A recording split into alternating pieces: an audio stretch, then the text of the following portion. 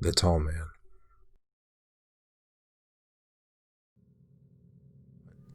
First off, you need to know that I live in a poor Eastern European country, in a big city, but in a bad neighborhood. At least that's what I've been told. I've never actually encountered any creepy individuals that would want to do me any harm, just your usual vandals and troublemakers, never anyone serious. I'm also still a teenager and live with my parents, but growing up in this environment, I consider myself to be quite street smart, a feature that has helped me whenever I was in trouble. It turned out to be very useful today. At about 3 p.m., my dad left for a ping pong practice, and I knew that he'd be back around 8 p.m. He usually goes for a beer with his friends afterwards to chill, and coincidentally, my older brother and mom left to help one of my friends clean up the place after a New Year's party. I should have come along, but today I felt a bit sick, and I decided to stay in. In reality, I was very hungover, but my mom doesn't know that. That was probably the luckiest I've ever been. You'll find out why in a minute. So all of my family leaves except for me. Naturally, I've been home alone before, so that doesn't really make me uneasy at all. But having been a long-time reader of this subreddit, I take more precaution than I used to.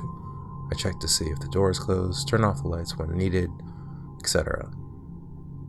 The evening goes just like any other. I'm rewatching some episodes of Skins, the UK version, duh, when suddenly I feel the urge to get a snack. Just behind my apartment complex, there's a very well-known supermarket on which I can always rely on whenever I'm in deep need of a snack. So that's like a 5-minute walk. I put on my coat and some flip-flops and I head out. It's freezing balls outside, and I can see the bright lights of the supermarket in the distance. But something was off. In front of the automatic doors, there was a small, robust figure. As I got closer, I could distinguish his face. It was this man whose face I've seen before. I remember him countless times roaming around our blocks of flats, but never actually thought anything of it. He was dressed poorly and was staying in front of the doors as if he was guarding them. I asked if the supermarket was still open, and he pointed at a paper which was clipped near the schedule. It said it closed at 6 p.m. due to the holiday season. It was 6:20 p.m. I let out a sigh and wanted to turn around to go home, but he told me in an alarmed voice that there was a very close boutique next to the supermarket. I told him that I didn't need anything important and that I would come back tomorrow, but he kept on insisting and saying it's a 2-minute walk from there, all the while staring at me in a weird manner. That was the first red flag, but I found a logical explanation in my mind, thinking that maybe the man was just very eager to help me, maybe so that I'd give him some money. That sort of made sense in my mind, but I was still alert. So I walked to the boutique and took whatever I could find fastest, paid, wished the shop owner a happy new year, and left in a hurry. As time passed, I was getting more and more nervous for some reason. I guess it was just my gut telling me that something was off. What really made me switch was the fact that I'd been gone for about 5 minutes, and as I was passing the supermarket, the guy who was usually roaming the area was nowhere to be seen. At that point, I started jogging towards my apartment, all the while trying to calm myself and imagining plausible explanations as to why the guy was not there anymore. I got to the bottom of the stairs of the front door, and in the distance, I'm short-sighted, I noticed a tall, dark figure entering the elevator, and at the same time, almost planned, the automatic light switched off. I desperately ran towards the interphone and clumsily got my keys out to open the door. As I ran to the elevator, it was still running. I lived on the 7th floor. I could see it go up to the 3rd, then the 4th, then the 5th, then it stopped. I let out a big sigh of relief, but was still skeptical, so I took the stairs. As I was walking up the stairs, almost laughing, I noticed that above me, the light on the 6th floor was turned on. That was a bit curious, but I kept on walking. Suddenly, I saw the light on the 7th floor turn on, and I stopped, looked above, and hoped that whoever it was would go to the 8th floor. A minute passed, which felt like hours, and the light on the 7th floor was still on.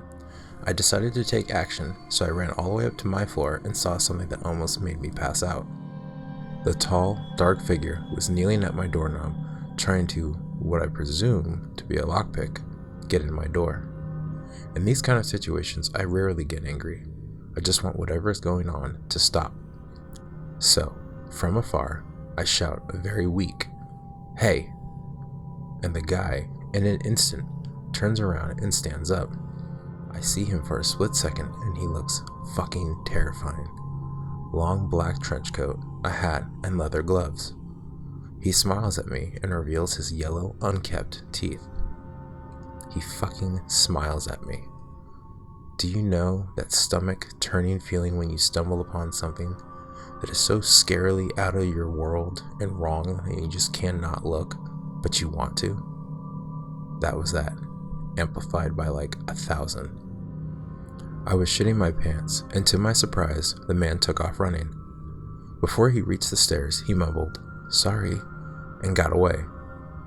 I was still in shock and couldn't follow him or call the police, or even move for that matter.